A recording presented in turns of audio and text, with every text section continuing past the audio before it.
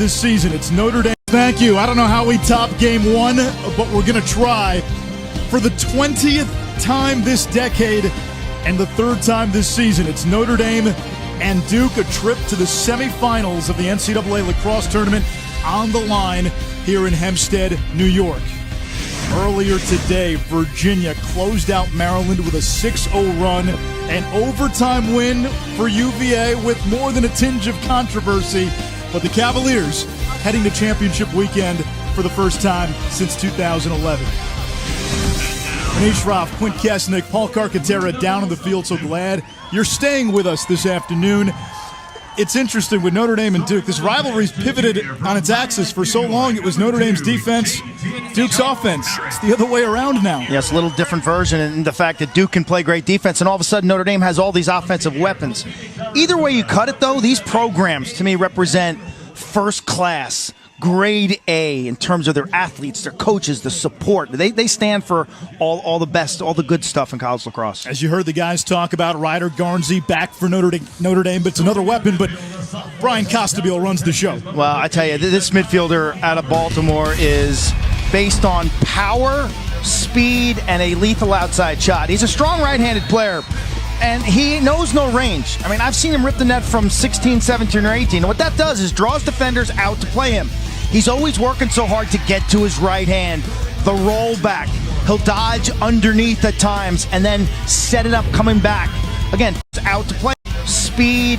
Notre Dame, but it's another weapon. But Brian Costabile runs the show. Well, I tell you, this midfielder out of Baltimore is based on power, speed, and a lethal outside shot. He's a strong right-handed player, and he knows no range. I mean, I've seen him rip the net from 16, 17, or 18. And what that does is draws defenders out to play him. He's always working so hard to get to his right hand.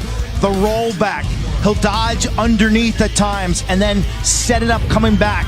Again, think about him trying to free up his right hand. Always working hard, pressuring, curling topside, and he has been one of the most effective midfield shooters in the nation. He was the ACC's Offensive Player of the Year, and he went for 5 goals in the last meeting against Duke in the ACC tournament. The Blue Devils have a couple of defensemen that are the best in the country, Kark, but they're going to need a little from their offense today. Yeah, Cade Van Raphorst and JT Giles Harris, for my money, the best defensive 1-2 punch in college lacrosse. But if they're going to win some games, it has to be offensively scoring goals with midfielder Nakai Montgomery. In Duke's 14-8 regular season win over Notre Dame, Montgomery was magical as a passer, career-high 4 assists. He timed the Notre Dame slides with laser darts. In the second meeting, though, between these two squads, Montgomery just 1 goal. But the good news for Duke fans, he loves the big stage. In 5 playoff games, 3 hat tricks for 15 and white. He's got some shake and sizzle, former high school football player who loves the spotlight, as Kark said. John Danowski has the most Division I wins of any lacrosse head coach, 400 plus, and this is a homecoming for him. A Long Island native, former teacher on the island, coached at Hofstra and CW Post, now looking to lead Duke to championship weekend for the 10th time in 13 years. Kevin Corrigan, longtime head coach at Notre Dame, more than 3 decades in South Bend. He's the winningest coach in Fighting Irish history. He's done everything, Q, except win a national title, looking to get to championship weekend for the first time since 2015. Charles Leonard and Brian Smith to take the opening face-off. Leonard for Notre Dame, navy jerseys, shiny gold helmets, and Duke in the white. Face-off violation against Notre Dame, and it will be Duke ball to begin.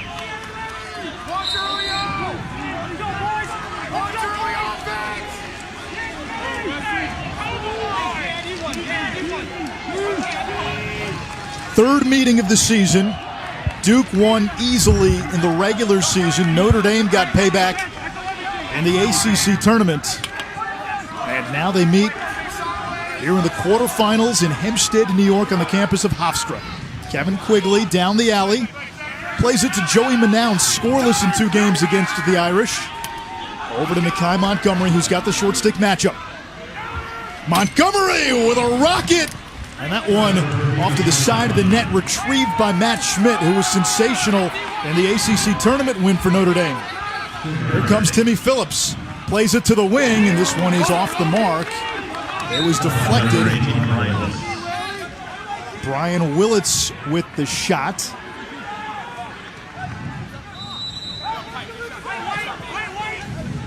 Brendan Gleason will initiate for Notre Dame against JT Giles Harris. Giles Harris has done a good job on Gleason this season. And now Quinn McCann, freshman out of Malvern, Pennsylvania, coming off a 4-point game in round 1. Phillips, shot and a save by Upgren. Duke's okay with Timmy Phillips taking that outside shot. Upgren's been really strong the second half of the season, but you talk about getting off to an easy, good start. You make a low save at your feet. It's not ideal placement for a shooter. And then you get the touch. You know, it's like a hockey goalie getting that early puck touch in your glove, and you get feeling comfortable. So a good start for Turner Upgren. Joe Robertson, sophomore out of Charlottesville, now plays it to Manown.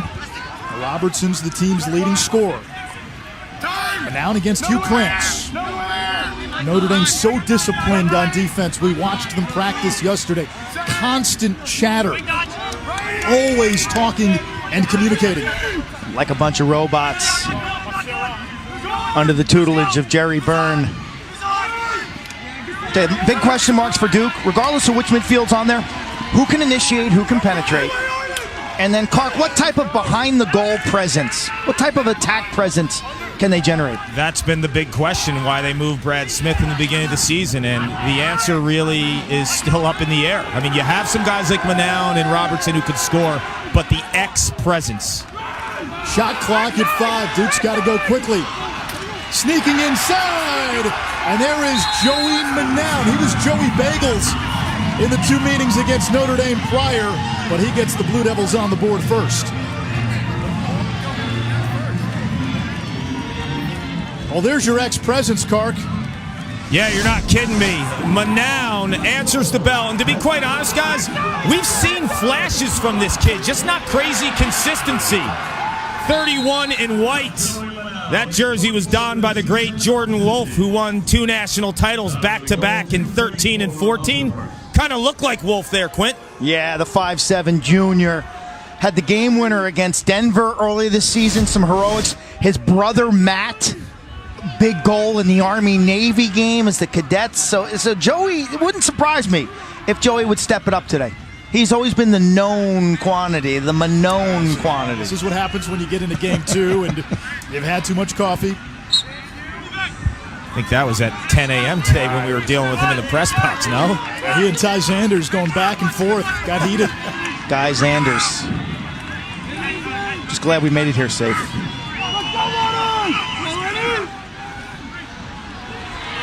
Smith 2 for 2, and they'll play it back to Upgren. And Kark, faceoffs have been an area of some inconsistency for Duke late in the season.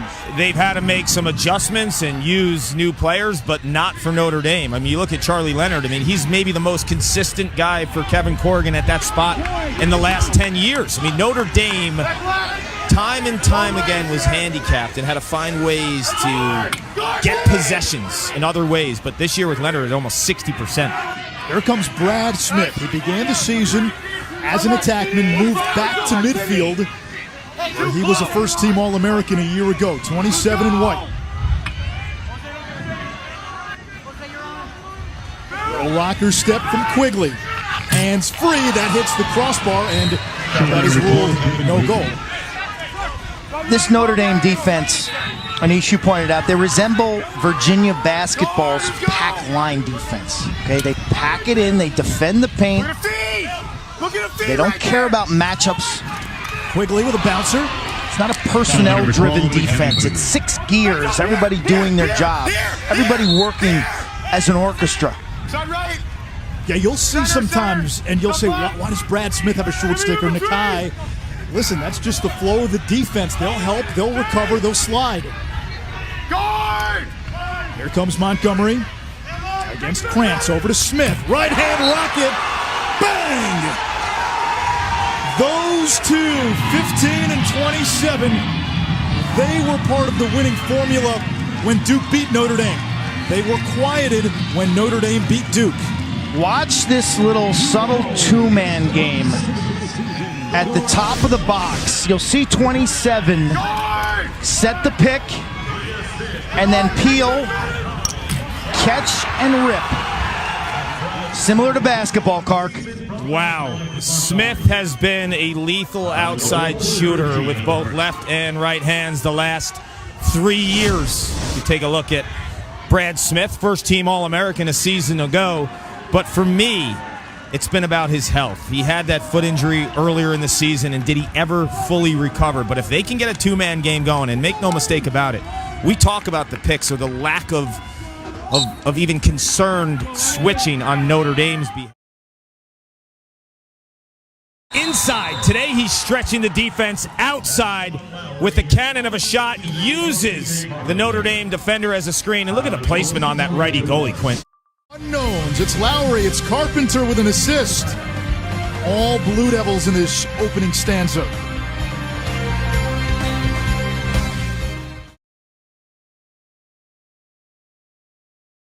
Inside attackman. When he played his high school ball, he was more of a stretch shooter, but I think he's found his role dominating the inside paint with all these dodgers and passers back on the island.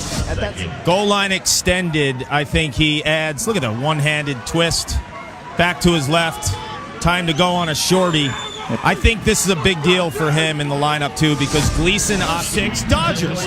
Jackaboys can fly past the shorty. Gives him the middle of the field, and he's looking at a ton of net. This is the most talented Notre Dame offense that I have seen in school history.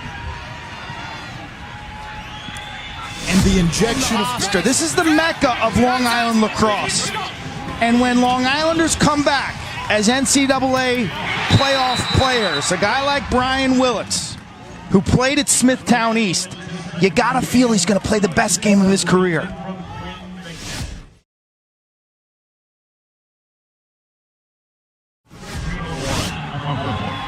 Joe Stein has been the guy for Duke in this postseason against Charles Leonard, the best face-off man in the ACC this year.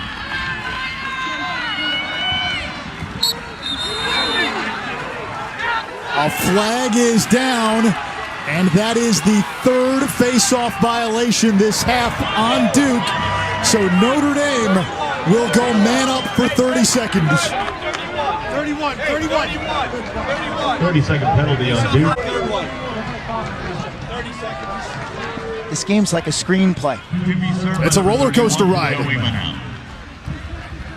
Notre Dame 2 for 3 with the extra man. They've looked great with this unit, and there's so much to defend, whether it's Costabile, 26 in blue with the outside rip, Garnsey from the wing. Here's Jackaboys. Less than 2 minutes to go. McCann, Costabile. Costabile thought about it. Jackaboys. McCann, back to Costabile. 5 seconds on the man up. McCann, left wing, feeding, and now it comes inside. Willits finds a crease. 13-all. The former Long Island Player of the Year with a hat trick in his homecoming. How about the sixth sense of Garnsey as all of Willits' hometown friends and family in attendance look at Ryder Garnsey when he catches this ball. The sixth sense to know that Willits is parked on goal line extended. Ball rotation, bang. What a pass by Garnsey. Garnsey becomes the hub as an inside guy if he's not going to shoot. He's like the hub of a wheel. And Willits managed to put that ball right in the little area between Upgren's right ear and the post. Notre Dame has capitalized with the extra man. 3 for 4. Another big face-off. Stein and Leonard.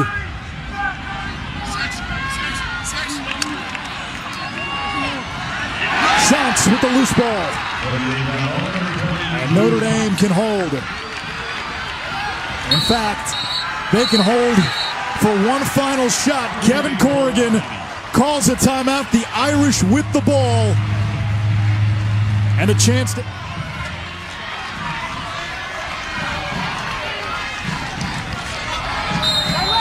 Gleason eyeing JT Giles Harris on the far side.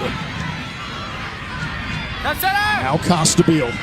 1 minute remaining. ACC Offensive Player of the Year over to Jacobois. Jacobois has been shown just brilliant, blazing speed in this game. Able to get an edge. He's got one goal earlier. I think there's opportunity for him. Shot clock does not matter. Have to be careful guarding Jacobois this far out because of his speed. 35 seconds. When do you go, Quint? 15. Give yourself a chance for a rebound. Jacobois will dodge. Jacobois down the alley. Back to Gleason. 15 seconds. Gleason. Shot hit somebody's helmet. And Garnsey has the backup. And another timeout. Kevin Corrigan. And Upgren has not made a save in this quarter. Garnsey gets the pick. Now double teamed. Jarred loose. Gleason has it. 2 seconds. Knocked down. And we go to overtime again. They're getting them. Syracuse in the game you guys broadcast outdoors in upstate New York. They Blew a beat 4-goal lead in that game. They beat Marquette here on Long Island with a Brad Smith game winner. Notre Dame in that thriller against Maryland in the Thunderdome early in the year, Clark. Notre Dame beat Maryland in overtime, and then later in the year they lost to the Buckeyes of Ohio State in OT. When they've been good, yeah. When they've been good, we thought they could play and beat any team in the country. Almost even at the face-off X. Notre Dame is 115, Duke 14. Stein and Leonard.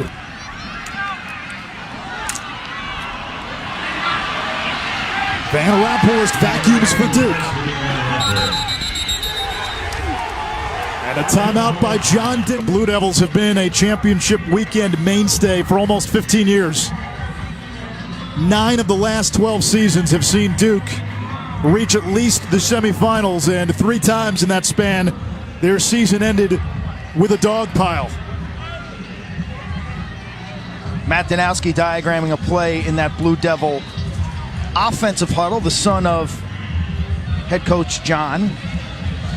And I get the feeling that John will put a period on the sentence in the huddle by saying, hey guys, just run by your man, score a goal. Like he'll say something to relax them and keep it simple. You look at the tournament history. This decade, 2010, CJ Costabile won the opening face-off of overtime and delivered Duke's first title. Kark, what did you learn from the Duke huddle?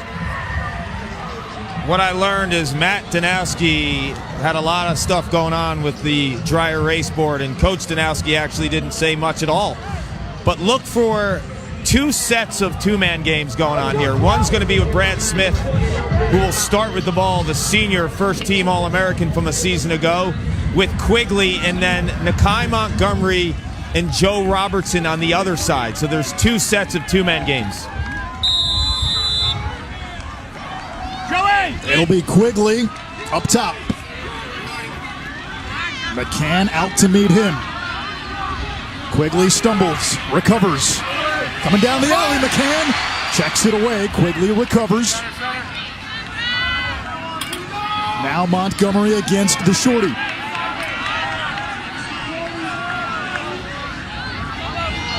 Nakai gives it up. Brad Smith cut off by Restick, picked up by Cohn. Montgomery from the wing. He'll dodge Hallenbeck. Montgomery toward the cage, back pedals. Manone Had to go off his crease or his cross. Able to recover. Shot clock at 25. Duke still has time. Joey Manown got lucky there. Here's Robertson against Cone. Shot clock at 15. Smith, the hammer, the bouncer. Off the mark, 11 seconds on the shot clock. Little confusion who's going to bring it in, Carpenter or Manown. It's Manown. Manown, left hand, just off the mark. Missed it by that much. 6 seconds on the shot clock. Matt Danowski politicking for a reset. Officials say no. Here's Robertson, 5 on the shot clock. Robertson, left hand, bounces, scores! Duke wins it in overtime. The Blue Devils headed to championship weekend.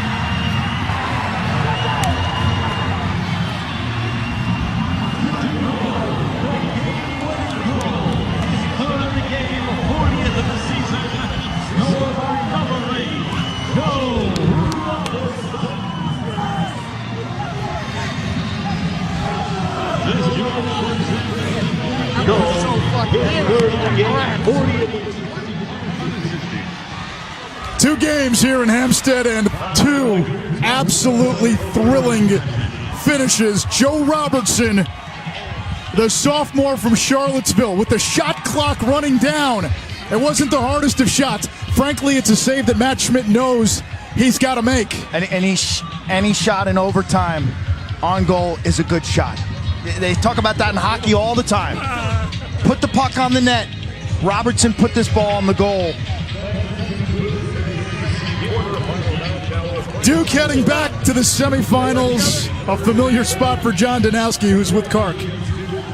Coach, that last huddle, your son Matt Danowski, he was in control. You were in the back row there. What was going through your mind? Well, my job in right